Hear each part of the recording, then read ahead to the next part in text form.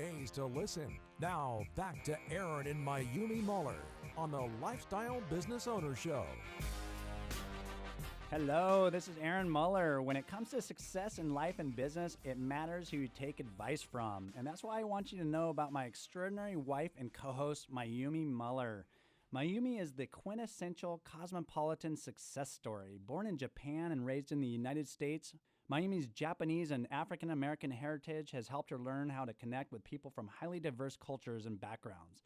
Following her coursework at the University of Washington, Mayumi pursued a career in modeling, working professionally in major metropolitan areas throughout the United States and Europe. During this time, Mayumi cultivated an elegance, charm, and winning attitude that crowned her Mrs. Washington State in 1995 and landed her less than 5 places away from achieving Mrs. America.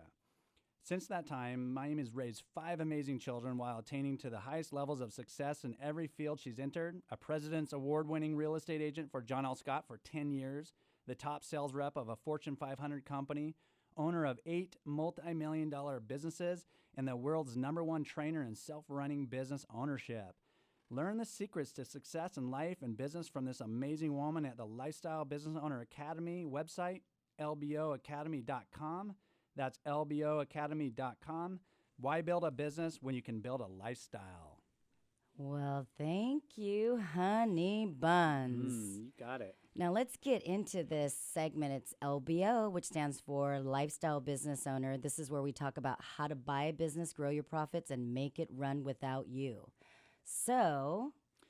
Yep. So right now what we want to do, we want to talk about, we want to discuss how we can become the industry leaders in 2018, because we're at the beginning of the year, Mayumi, and it's time for us to all be thinking about this as business owners, how we're going to dominate out there, because it's important. If you're not dominating, then you're falling behind, right? Yep, you got to dominate. And you know what? I wanted to say thank you guys. The ZIMA marketing boys, Carter, Ben, and Brennan are here. Say hi. So they're going to sit in and interject, and we're just going to have a conversation about how to dominate your industry, because it's all about domination. So I want to say first things first, though, about this is stop worrying about your competition, you guys out there. You know, competition is going to always be there, but if you put all your energy into being the best for yourself and your company and focusing on what you can do, you're going to succeed so much better than if you're so focused on the competition, because I see so many people doing that. They do. And you know what? Customers kind of guide us that way, because I have clients who will say, well, what do you do different than your competitor? And so my response is, I don't know what my competitor does, but let me tell you what we do, right? So they've kind of get us into that. They pull us into that. And so don't get pulled into that, because we don't care what they do. No, because anytime we've focused on being the best ourselves, we've always just excelled and been the dominant player, right? Absolutely, yep. So here's the deal. I think what you need to do to really be the dominating force out there is you want to set up your marketing foundation so that you're going to be exposed more than anybody out there. So start thinking about what you're doing right now and what you're not doing in that realm, and what you're not doing, you need to start doing. Right. So basically, you need to be found everywhere. And so this time and age, we're finding ourselves looking for businesses and things like that on the internet. So your digital footprint is more important than ever before. And that's what we were with these guys here. Yeah. And you know, you were talking about the what's it, GMB listings. Google My Business listing. So essentially, it's how you pull up. If you actually type a business into Facebook, into Google, you might type in pizza, and you'll see pizza restaurants. There's like a little profile for each one. That's your GMB listing. I've seen that. Yeah, I mean that's like the basics, you know, that we see every time we Google something, and but people don't even think about like setting it up. Sometimes they don't claim it. You got to claim that. And that's free. It's completely free. It takes a little time to set it up. The benefit of that is Google wants to be like a authority and like a reputable brand. So the more information you put onto Google and they can verify, they will actually put your business at the top, because they say you're reputable and we can trust you, so we want people to go to you. So the process, is it a resume that they send you, or an application, or how do you get? So if they don't trust your business up front, and there's a lot of factors that go into play, but It's very easy to set up initially, but if they don't have trust in your business, they're going to ask to verify your business through a couple methods. Their primary method is actually through mail. So they will send you a postcard, and it'll have a code on it, and then you input that code into their platform. Another way is just through email or phone. Yeah. Okay.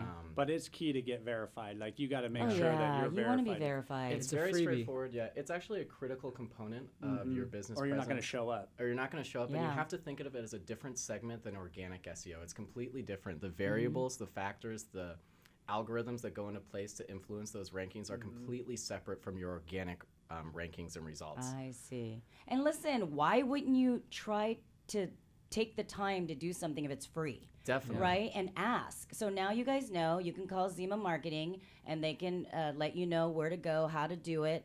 But if it's free, guys, you got to jump on that. Oh, yeah. And you know what? So there's more than just that, though. You know, there's so many other directories out there that if you can make sure that you're listed on everything, you know, like Yelp. Yep. I mean, how simple is that? You go into Yelp and make sure that you claim that page too, and you have control of it. And then you can optimize that page as well so that you're getting the most bang for your buck out of it. And sometimes you can advertise in it, and it's beneficial, you know, and you just want to make sure that you're keeping everything within your budgets. But there are other areas where directories, like just even being part of the chambers, and just like physical things that you know that we used to do back in the day. Well, I'm talking about digital. I'm talking about digital directories. Oh, you're talking about but the chamber actually being a member and being there and having that presence is also important too. Yeah, because anytime somebody is looking for your service or product, you want to make sure that you're popping up in all these different elements. And then you got PPC, pay-per-click marketing that you guys all do, right? Yeah. And so if you're showing up in those areas, you know, it costs a little bit of money, but if you're showing up in the organic, the Yelp and the PPC, I mean, you're dominating that page. The cool thing is all those are free opportunities too. Right. So those are free opportunities to get people to your website. Once you get them to your website, you can actually record that and then retarget them. So you can actually you guys are taking it to a whole other level. Then that shows up on their Facebook, right? Exactly. And then it shows up when they're, I'm going to look at something else. Oh, that other company I was looking up just showed up, right? Yeah. So that's how you get implanted. And like what we talked about doing, you know, making sure that all the social media platforms that you're showing up, at least doing some type of, you know, consistency, you know, when you're putting out the content, you know, for your stuff. And depending on your industry, like you were saying before, Ben, you know, content's so key on doing this. Yeah, because, you know, people will just stop watching it, looking at it, you know, and then the less that they look at it, then the less it shows up places too, right? Right. But then let's talk about not only digital, but a lot of times you got to go back to the old-fashioned way, like you were saying, Mayumi. Yeah, go back to Sales 101, Basics 101, and you know what? I'm doing it. So cold calling, you know, there's nothing better than good old-fashioned cold calling, and I know. If you could see the look on my face, I'm like, ugh. But you got to do it. And it is so important to get back to the basics and just provide your customers with that. Or potential customers. You know, trying to get people get them in the door and do business with you. You know, because they don't want to get any more texts and emails. You know, well, you have to do you all almost of get it. Desensitized. So it's nice when 100%. When I talk to people, I pick up the phone and I cold call. They're like, well. They don't even ask anymore, is this a solicitation call or what have you? They don't ask any of that anymore. I don't think anyone's trained anymore to do that. Yeah, they don't even do that. I can get right to the gatekeeper through the gatekeeper. Unless you're a credit card salesperson, right? Yeah. Yeah. Then it pops up on their caller But there's ID. also, you know, mailers, right? I mean, you can still do mail. Direct it's mail. expensive, but here's the deal. It's different, right? You set up quarterly basis, you know, to send out these mailers, so it doesn't cost you as much money, but you can do these direct mails to even your existing customer base. There's a huge value in your existing customer base. Wouldn't you agree, guys? I mean, yeah, absolutely. This is not just trying to get new people all the time to grow the value ladder. Yeah. So, I mean, just make sure that you're completely dominating your whole marketing, you know, foundation, and you're going to end up starting to be the dominant player because that's where your business is going to start growing, right? Yeah. So what else, Mayumi? Well, and I'd say, you know, when you're in any industry you're in, it kind of like what Ben was talking about in the last segment, is that you have to create an ease for your customer. As a customer, I don't want to have to go through hoops, jump through this. talk to every single person. I want it easy for me to be able to get a product. So let's talk about the big box stores like Home Depot. I just dread going in there because I will ask somebody who I think they've got orange vest on, they know what they're doing, right? Every single time I go in Home Depot, nobody knows what they're doing, where to go. I've walked around that store so many times with people, and that is not good customer service. Well, back in the day, you guys probably don't remember Ace Hardware. I would go in Ace Hardware, the owner would be there, greet me with his dog. So just real small, businesses, the mom and pops. That's mom and pop mentality. That's where us small business owners, we can really dominate also in with these big box stores and these bigger companies, because they've lost that whole art of customer service, right? Yep. You're talking about customer service here, and it's so key. And people will pay a little bit more. They will to have the customer service that they require or deserve. Because they're not getting it anymore. You don't even know what it is. You guys probably don't even know. You're 24 years old.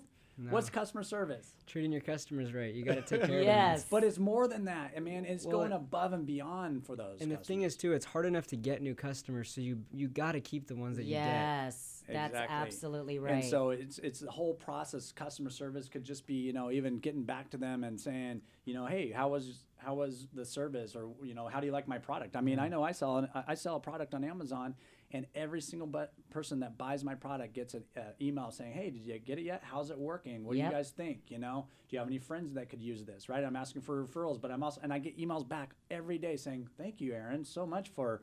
You've changed our lives. But that's but just even being that I asked them how they were doing. They were just like, wow, you even reached out to me afterwards. Well, even just customer service is just answering your phone. I know Ben was saying, they have a system where when people go into, trying to find them, that it gives them a text message so that he knows how to get back, and he will get back to them right away. So create systems for yourself. You got to get back to people ideally within 15 minutes to an hour. See? Otherwise, you're going to lose the sale, because they're going to go call the next place. And Yep. the next person's That's so going true. to I tell my guys that at my shop all the time, man. I mean, they're like... You know what? That is... I'm so happy that you guys were here and stayed with this. I know that we have a lot more, and we can talk about it on next week's show, but stay tuned for our next segment, which is Ask Aaron. Business people all across the world write to us and ask myself and Aaron questions about the street smarts of small business. If you've missed any of our show today or would like to listen to our previous shows, go to lboradio.com. Also, make sure to follow us on The Lifestyle Business Owner on Facebook and Instagram. And you can also follow us on The Lifestyle Business Owner, lboradio.com.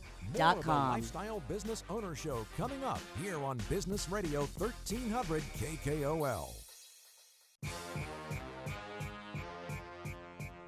Log on to lboradio.com while you listen to the Lifestyle Business Owner Show. Now back to Aaron and Mayumi Muller. Welcome back. Welcome back. It's Mayumi. And if you want to achieve your goals in life and business, right? Why not learn from someone who was born to be an entrepreneur? Someone with the uncommon business sense, the tenacity, and the track record of success to prove it. My husband and co-host, Aaron Muller. As a child, Aaron developed an interest in small business ownership from his family's marina on San Juan Island. From the start, Aaron was driven to seek a business opportunity and attain entrepreneurial success. His very first business venture was catching and selling shrimp at the docks when he was only 10 years old. While his peers were preparing to enter 7th grade, Aaron opened a bumper rental company catering to the San Juan's ample tourist traffic.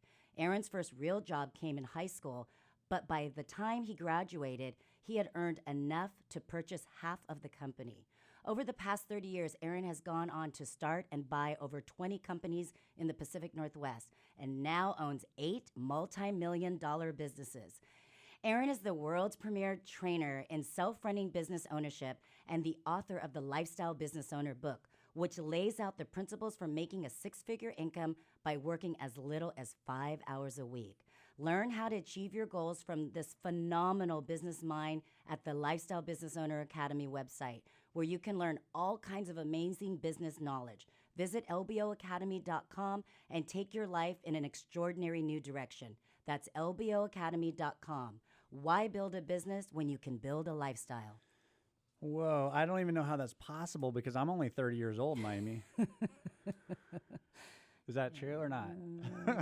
In your head, you're 30 years old. Hey, baby, let's get to some of these questions the listeners send us. You guys keep sending us the questions. We love them. So first question's from Crow from Issaquah, Washington. Hello, Crow. I like your name. Favorite way to follow us is Lifestyle Business Owner Blog. The question is, I sell products online on Amazon, and lately I've been having counterfeit sellers that sell my products for cheap so that when people click on the add to cart button, the sale goes to them instead of going to me. What can I do to protect my listing against the counterfeits? Yeah, that is a serious problem with Amazon. So there's not tons of things that you can do other than, be diligent about doing things like brand registration for your product, because that at least, gives you some, clout on your product.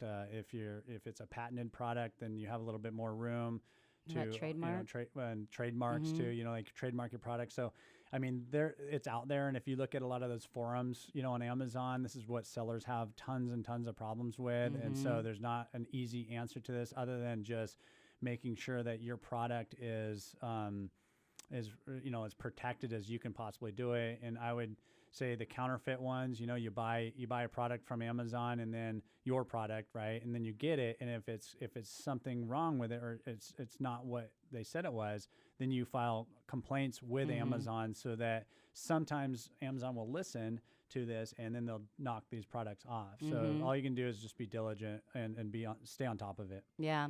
That's a great question. Thank you. And I hope that you find some solutions there. The next question is from Owen in Shenanskady.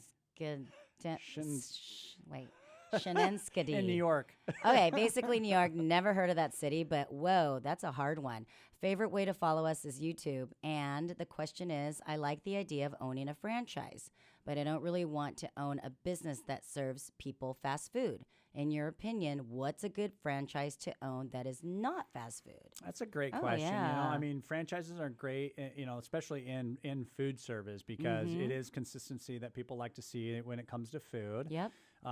It's harder to find, good franchises out there that, brand awareness that people have, in other types of industries. But if you can find a one that is known, right, it's big, and it's not some new one that's starting up, because I think that the problem with those is they're unproven, and they might be hot for a little while and then they're not, And they might be hot in other markets and not really proven in your market. So yeah, and just even the fact that they're not really big sometimes is a concern, because just because it's a franchise, it's not going to be successful, like there's so many elements to that. And then the smaller the franchise is, the less support you're going to ultimately get. But try to find something that is that about, you've seen around, and that you like, and maybe it is in another state, but it's been around for a long time, right? And they haven't moved into our state. So you're just looking. If you're buying a franchise, you're basically looking for advertising, and you're looking for support from the franchisor. And small ones don't give you so much of that. No, great question. Good luck with that. So the next question's from Gus in Raleigh, North Carolina. Favorite way to follow us is Facebook. Question is, I've been in business for the last 10 years and have never been audited, but I am concerned that one day I will be. Do you have any recommendations on how to prepare for one? Oh, yeah, right. I'm just going to set myself up on that answer that one. Yeah. I hope the IRS isn't watching. No. Really, it's all about being really organized. Prepare for an audit, you can never really truly prepare for it. But I've had several audits, and you just want to make sure that you are keeping records and you're staying organized. Keep your records for 7 years at least, and keep them organized, because what happens is if you don't have something that they're looking for and you have no proof of something, then they're just going to tack on more fines or whatever fees that you owe them, because you can't even prove one way or the other, right? So they're going to go through all your stuff, and they're going to say, okay, well, you claimed XYZ, where's the proof to that? Right. And, I've had situations where I paid somebody to build something for me, and just doing a state audit, and the guy didn't charge sales tax, or I paid him, like just a check to build something. And then they said, well, did you pay sales tax on it, or was the receipt that you paid it? And I said, well, he charged it. He's responsible for it. And they're like, sorry, you don't have a receipt saying that you paid any sales tax or that he paid it, so you owe it now. So really, how do you prepare for things like that? You don't even know. They're always going to find something. But all I can say is be very, very organized and make sure that you have all your ducks in a row and that you get them the material, and make sure you take time to get it so that you're not going to just give them piles of stuff and then they're going to find more stuff. So and just if be you're organized, you'll be able to organized. give them an organized, information, which is good, Exactly. and be legitimate. Yeah, be legit. You got to be legit right there, because if you're not doing something good or right in your business. It'll always catch up to you at one point. It will always Ask catch the up to you. mafia. Yep, it'll always catch up to you. So keep organized and be legit. All right, thank you for the question. The next one is from Haas in Sacramento, California. Favorite way to follow us? Twitter. The question is, I want to get better at sales. What are some of the best practices when it comes to selling? That's a great question. Yeah, why don't you answer that, babe? Well, I feel like I'm good in sales, and so the main thing is getting organized before you go out there. So whether it's on the phone or meeting, face to face, if you're on the phone, make sure you have a script, something that you can kind of go by, because you're going to be cold calling. You're going to make a bunch of calls. I think it's really important to listen when you're in sales. I know that so many salespeople are so quick to wanting to give the sales pitch. And I think it's important to listen to the customer so that you can understand and identify their needs so that you can close the sale once you've listened to them. Because it's amazing what happens when you actually listen to people. You find all kinds of different ideas, different ways of you being able to help them and sell more of your product even. And the thing is, people want to be listened to. They don't want to be just talked to, right? So I love that advice. Well, for sure. and I know that Aaron, just a quick story, he was looking into hiring somebody to do some video, social media stuff for us. And, he'd been talking to the guy for several weeks, off and on, email, text messaging, whatever. And not one time during that whole time that my husband was interviewing him did they even ask Aaron what kind of business he had. Yeah, I remember that. Yeah. I was so offended. It was a lot of money that they're trying to sell me, too. Yeah. I mean, like, if you're selling a $200 or $100 thing, then it's one thing, but... No, I know. So you know what? Listening is the key to being a successful salesperson. Thank you all for listening to the Lifestyle Business Owner Show, where we talk about the street smarts of small business. If you've missed any of our show, make sure you go to lboradio.com and you can listen to it anytime, anywhere. Again, we want to thank Ben, Brennan, and Carter with ZIMA Marketing for visiting us this morning, for joining us, and we are so excited. Next week, our guest is an owner of a modeling agency. Make sure you submit your questions to Ask Aaron at lboradio.com, and be sure to follow us on Facebook and Instagram. The Lifestyle Business Owner Show, where we talk about the street smarts of small business with Aaron and Mayumi Muller. You can submit your questions to be answered on the show at lboradio.com. That's lboradio.com. Join us every Saturday morning at 9 for the Lifestyle Business Owner Show, right here on Business Radio 1300 KKOL.